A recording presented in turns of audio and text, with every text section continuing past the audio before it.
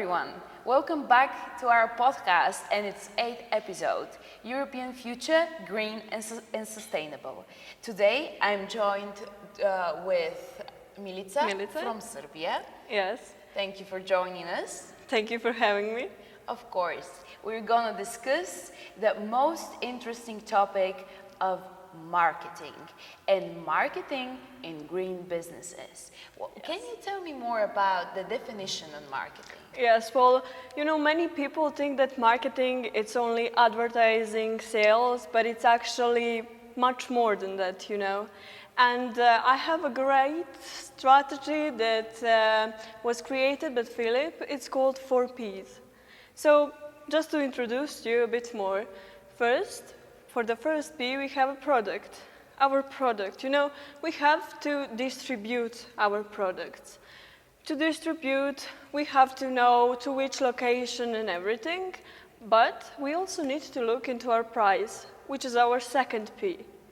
For price, when you look at a conventional product, just a regular product, in comparison to a green product, the green product, it's much more expensive, So for the green industry, they always have to be a bit more honest with us about what goes into making a green product. But people want to have something sustainable, and environmentally friendly. So the proposition of a green product, it's something that sells to a certain public. On our third P, we have the place of the product. So it's like a geographical location of the product. You need to know to whom to pitch your product. And on the last thing comes promotion.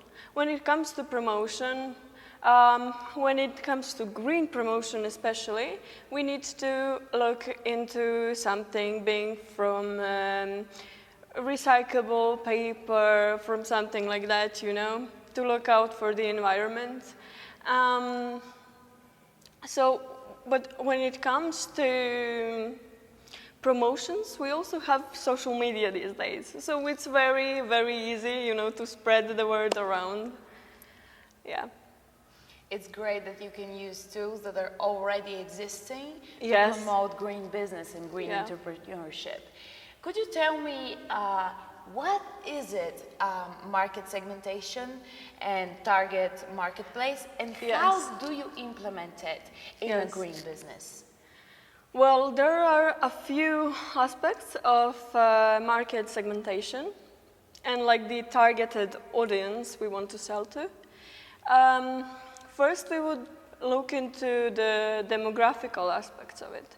So you need to be aware of to whom you want to sell, the characteristics of a person when it comes to religion, when it comes to how old are they, when it comes to other, psychological aspects of a person. So, for example, if you want to sell a beauty product that's eco-friendly, you would mostly target women, right? Women of a certain age, The other aspect I would say is very important, it's geographical. So we already talked about how geography, is very important, but you also need to be aware where your product is gonna sell. For example, farmers, right? On the country, they, for example, have a fruit farm or something,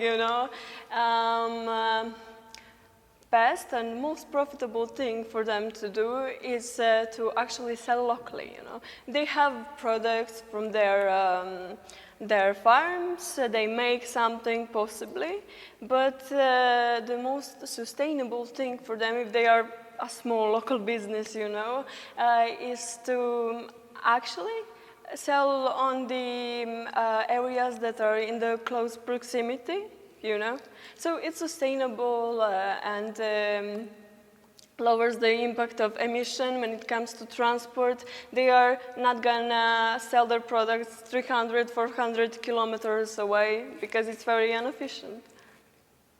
Yeah. Interesting. What about the value of a product? How is it determined? How does it stay on the green market? Yeah. What is the value proposition canvas? Yeah. But before we come into the value proposition, I have like a few more segments I wanted to tell you about, which is very important. When you're in a market, you know, what's important is psychology. The customer, we need to like get into their needs and everything. So we come into the third segment where we're going to discuss about psychological segmentation and behavioral segmentation of a person.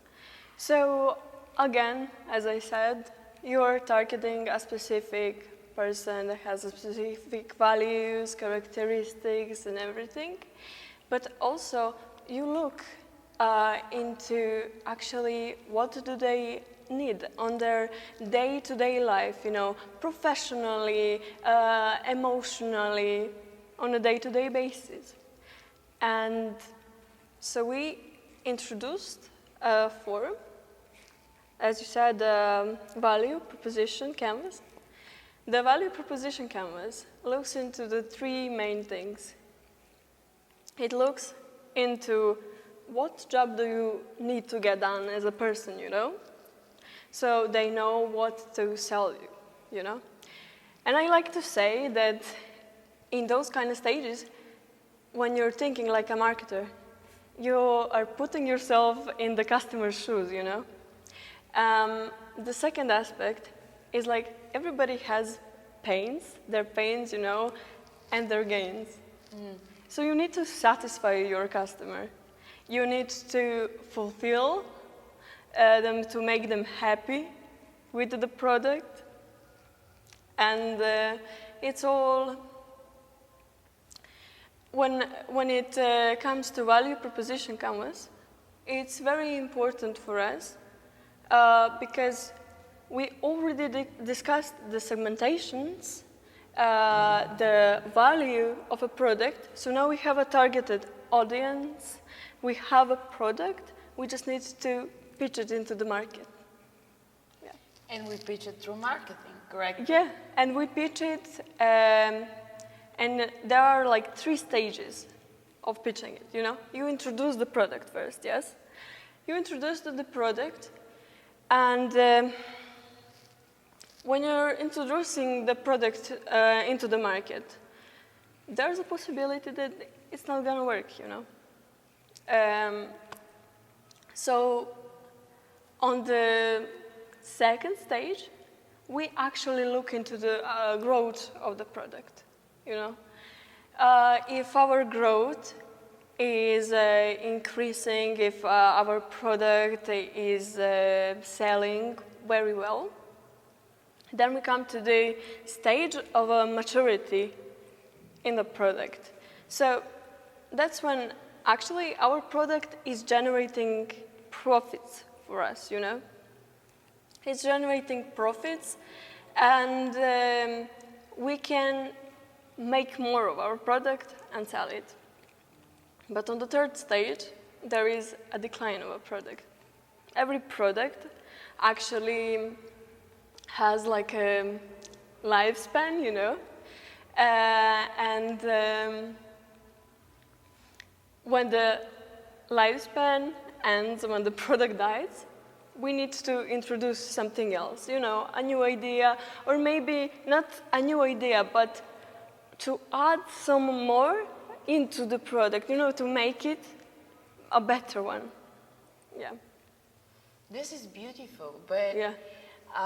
Probably, as we all know and have seen, marketing involves using a lot of materials, physical materials, yes. paper, and so on and so forth. So how does green marketing work, and what practices does it involve? Well, you know, a lot of people, actually a lot of industries abuse it, and They like to say that they are eco-friendly, they care about the environment, but they are actually not. They are just trying to market you the product. For example, I would like to mention H&M. They, a few years back, had a lawsuit. The lawsuit was for the abuse. They actually were telling people that they are recycling their clothes and everything, but they didn't. They didn't reuse it. They weren't as eco-friendly as they were claiming to be. And actually a lot of people do it, you know. It's a form of manipulation and everything. Everybody looks into the characteristics of a person and they're selling, you know. Yeah, as we've come to see, we love that sustainability has become more and more popular, but there's always people who can abuse it. Yes. Unfortunately, yes. Could you then tell me about a good example for a green business that has transparent policies? Yes. Well, firstly, I would like to mention business, a villa that I visited a few days ago. It's a man who actually makes their products like wine or a beer, but it's completely sustainable, it's natural. His wines, he has he has vineyards and everything, but everything is natural, and his vines actually can hold only 5 to 6, 7 days, because on the market people usually put some other substances so they can hold the wine longer and everything. But that's, for example, that's an example of a green business, you know. But maybe another company that's that has been on the market for a long time, since 1994. It's Oatly, yeah. It was created by a Swedish food scientist, yeah. It focuses on making plant-based milk, you know. Oh. Yeah, and they had a very interesting strategy. They pitched it first to coffee shops, and they were like, okay, how can we, you know, advertise our product? And so they started first selling the barista milk and everything, yes. It was a few years back, they had a campaign. It was called Get Dead, and it was pitched to teenagers through slogans and everything. It tried to convert their fathers to actually switch to plant-based milk and everything. It's very interesting, you know.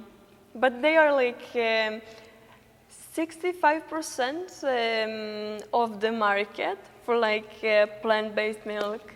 Yeah, they were created in 1994 in Sweden, I think, but they pitched it to USA in 2016. Yeah, they grew, and now they are very big, 65%. So they followed the model you talked about earlier, and now they're like a big